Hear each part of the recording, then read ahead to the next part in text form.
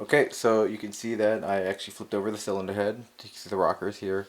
You can see I actually have it on blocks. I actually put some masking tape, some actually painter's tape on the bottom to really kind of protect the honing job that the machinist did. But if you can see close, in here I got some bolts in.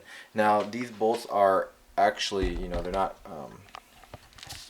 They're not definitely not going to be there like right now permanently. I just want to kind of get the layout because some of these bolts are super long. This one's a really long one, and then this one right here is actually very short compared to that one.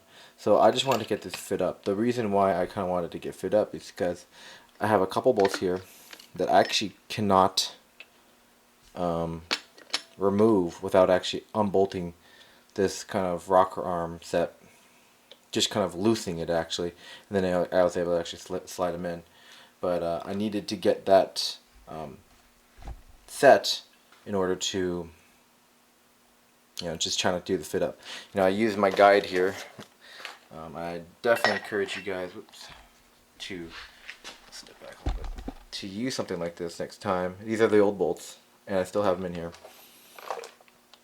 You can kind of direct, okay, what is this? This is a passenger side. You have the kind of number order. The factory service manual actually adjusts the numbers and stuff, but I just kind of left it in the way that they had it for removal. But you'll be able to tell with the factory service manual what the order is to and where these need to be. These actually the ones that I wasn't able to get in were the two super long ones. So I'm gonna actually probably remove all these other ones before I get the head installed. But these two super long ones back here that are being blocked by this rail, they're gonna have to stay in there.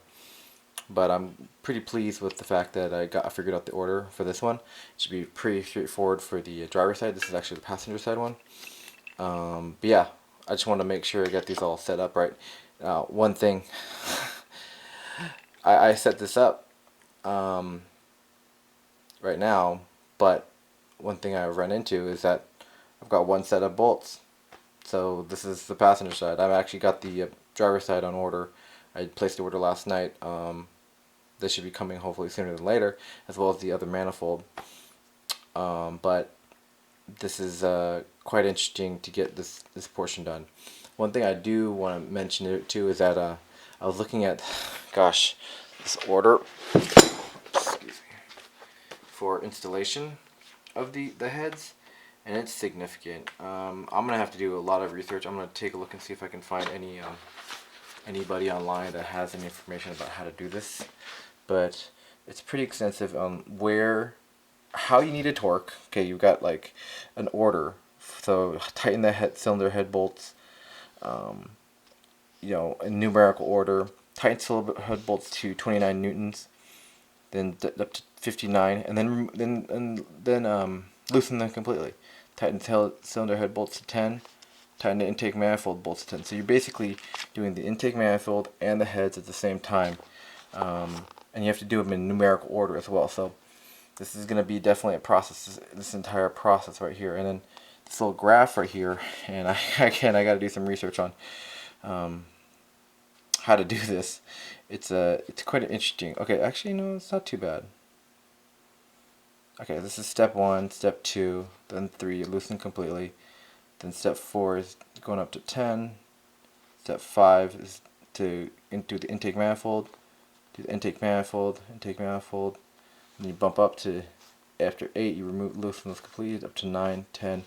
Oh, actually now looking at this is pretty nice having this little graph here. Kind of shows you what you should be doing and what you shouldn't be doing, because you're going to unloosen completely, then going up to 10. Then the next step you're going over to the the intake manifold. You've got the bolt order right here, but then you've also got the intake manifold bolt order as well. So, honestly, I've said this numerous times. You guys heard it. Factory service manual is so ruddy important to follow. Number 1, to a T, but number 2, to have just on hand, because it gives you so much insight on how to do this properly without really fucking up your engine. if you can find these online, I mean, okay, so I found this online. I just typed in 2002 Xterra factory service manual, and you can find a link. Was really lucky that I was able to find one, and then I just downloaded all the PDFs. They were PDFs. And just seriously set up my laser printer, printed them all out.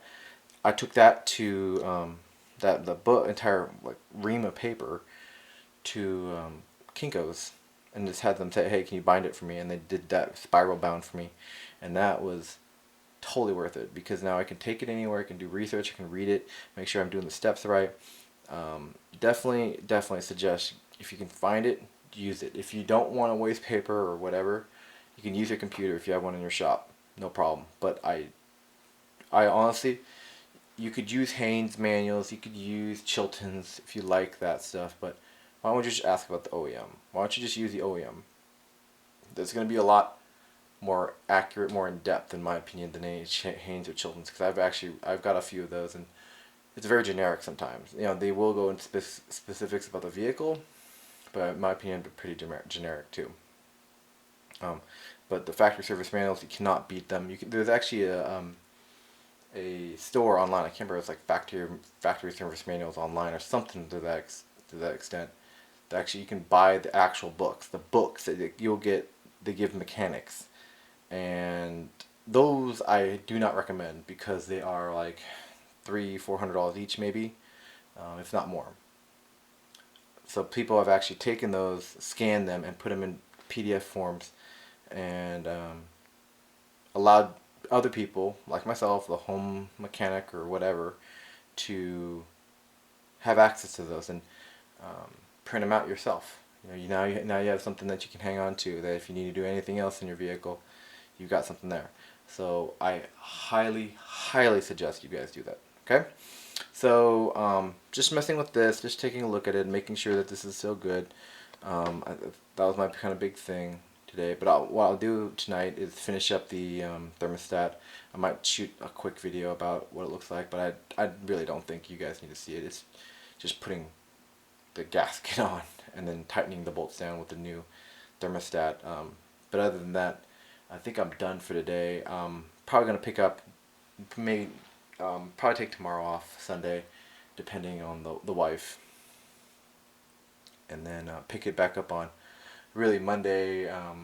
I really got to take a look at my schedule for my notebook about what I want to do next. So, excuse me.